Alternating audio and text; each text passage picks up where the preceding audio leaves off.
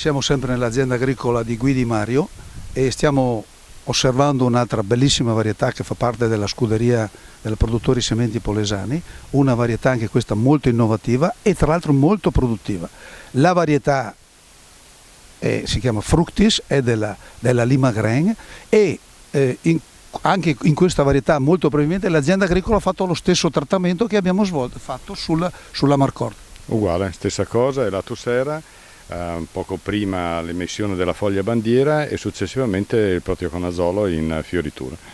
170 unità di azoto? No, qui abbiamo forzato un po' di più perché il Fructis dal mio punto di vista ha una taglia leggermente più bassa e quindi gradisce un po' più di azoto. È il terzo anno che usiamo questa varietà che giudichiamo interessante, anche questa, e nella diversificazione dell'azienda ci stanno anche diverse varietà per comprendere, diciamo così, un po' i cicli, perché è un ciclo leggermente diverso rispetto alla Marcord.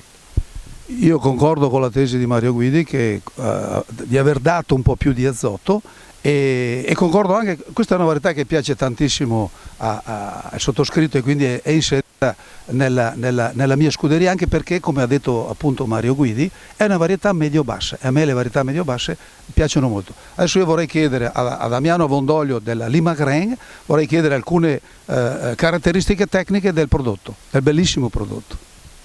Grazie, buongiorno a tutti. Devo dire che hanno già spiegato molto bene la varietà, aggiungo solamente due cose. La varietà in effetti ha una taglia molto più contenuta ed è una delle cose che è uno dei punti su cui Limagrain sta lavorando molto in questi anni, cioè cercare di accorciare la taglia perché le varietà di duro siano anche adattabili al nord Italia.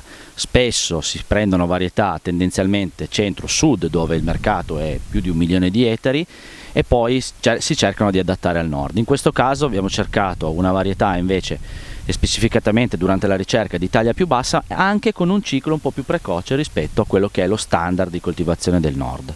Fructis appunto, ciclo medio precoce, buona tolleranza alle malattie, argomento molto importante, concimazione azotate elevate, in questo caso con la taglia bassa, porta a fare una qualità molto alta. Di genetica il Fructis ha già un indice di glutine molto elevato e un indice di giallo. Le proteine, che sono in parte genetica, in parte aumentano grazie alla concimazione. Ha anche un chicco molto grande, quindi anche nell'investimento in azienda agricola quando si semina si può un po' aumentare la dose di seme.